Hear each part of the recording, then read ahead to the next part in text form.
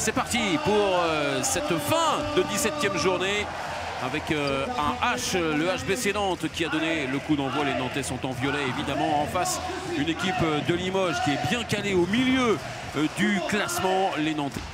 Et derrière, Aymeric Mine avec Makeda qui est venu apporter de l'impact. Voilà le jeu sans ballon dont on parlait, le temps fort pour Aymeric Mine. Et derrière, Makeda qui arrive lancé. Là, toujours avec Aymeric Mine.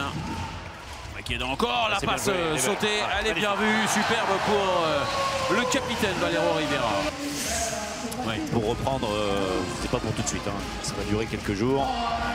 La remise décidément malheureux. Kauldé Odriozola tout à l'heure c'était sorti, heureusement pour lui. Là il a essayé de sauver ce ballon et c'est revenu dans les mains de Yored Dolenets qui était resté en attaque.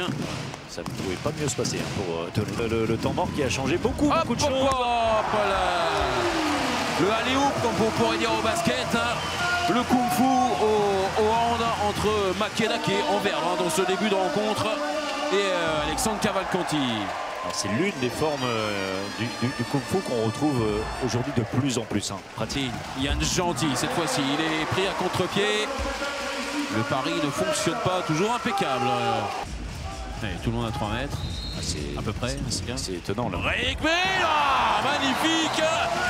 Le tir Coalon qui vient surprendre Yann Gentil avec le double appui version ressort. Et voilà pourquoi je vous disais c'est très étonnant la position d'Aymeric Mine hein, qui était de face, voire un petit peu sur sa droite, alors qu'évidemment pour un tireur droitier on a tendance à ouvrir son angle en partant plutôt de la gauche.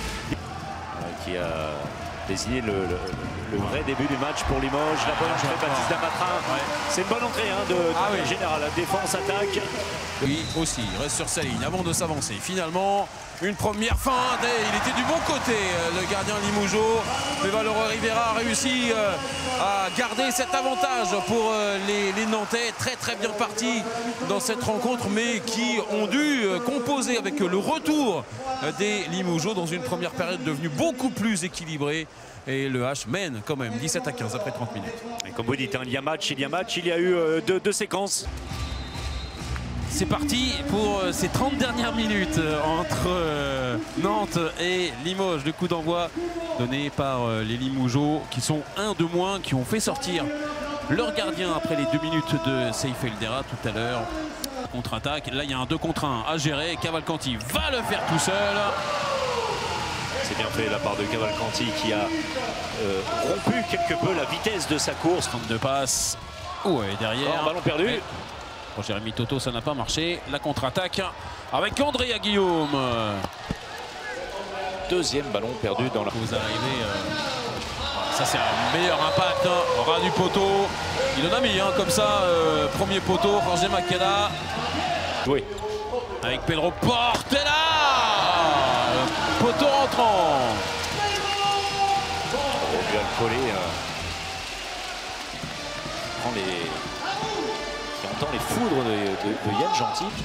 Terra, et il est encore là pour détourner la tentative de Matej Erstich. Il devra à la compétition. Hop là, le ballon intercepté. Derrière, il n'y a personne dans le but. Il s'est bien appliqué, Thibaut Brié, pour venir marquer le but numéro 31 du H et garder cet avantage de 6 buts. Notamment au début du mois de mars. Alors il n'a pas fait de parade, à 7 mètres encore, la voici.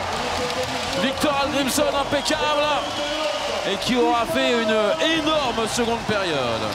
Mais belle entrée en seconde période de Victor Hallgrímsson.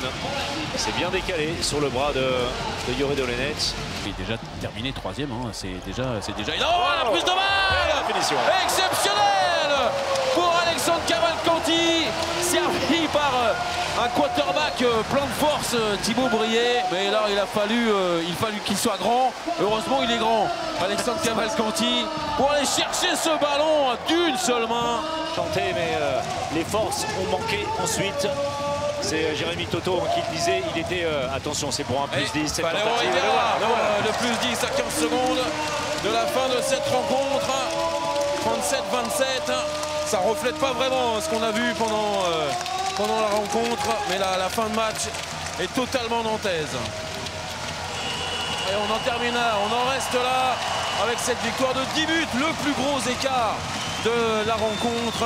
Les Nantais qui poursuivent leur marche en avant, ils gagnent comme face à Chartres la semaine dernière, 37 à 27 face à une équipe de Limoges vaillante, mais qui n'a pas tenu la distance sur 60 minutes. Non, qui n'avait pas les armes tout simplement pour tenir pendant 60 minutes, même si le plan établi par Alberto André-Rio, ça avait bien fonctionné, mais seulement pendant 35-40 minutes.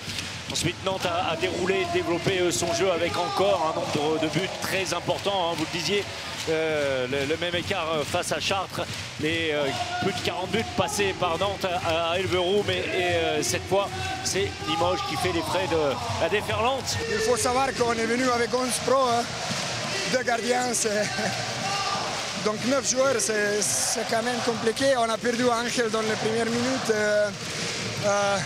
C'était pas un match facile. En plus, on a joué contre une très très bonne équipe qui joue Ligue des Champions et il joue très très bien. Donc, je crois que jusqu'à 40e, 45e minute, on s'est bien battu. Pour moi, personnellement, on a quand même trop lâché les affaires parce que c'était pas ça la différence entre les deux équipes ce soir. Donc c'est dommage. Mais bon, peut-être il y avait plus de force, plus d'énergie, je ne sais pas, mais il fallait faire mieux dernier quart d'heure. Ouais, on ne fait pas notre meilleur match, c'est pour ça qu'il n'y a pas énormément d'euphorie ce soir. Voilà, on avait à cœur de prendre notre revanche quand même sur le match aller où le match là-bas nous a coûté cher, nous coûte des points importants, nous a coûté des points importants. Donc ouais, on avait à cœur de se rattraper et dans le contenu c'était pas terrible, ils nous ont mis vraiment en difficulté. On n'a pas très bien joué, on ne fait pas notre meilleur match encore. Après on savait qu'il leur manquait des joueurs, qu'ils allaient avoir moins de rotation et que sur la fin de match, nous on a récupéré pas mal de joueurs là, donc on avait plus de rotation qu'eux et voilà, ça s'est vu sur la fin où on arrive à faire la différence, mais en tout cas c'est une belle victoire devant encore une salle pleine et c'était des points très importants à prendre ce soir.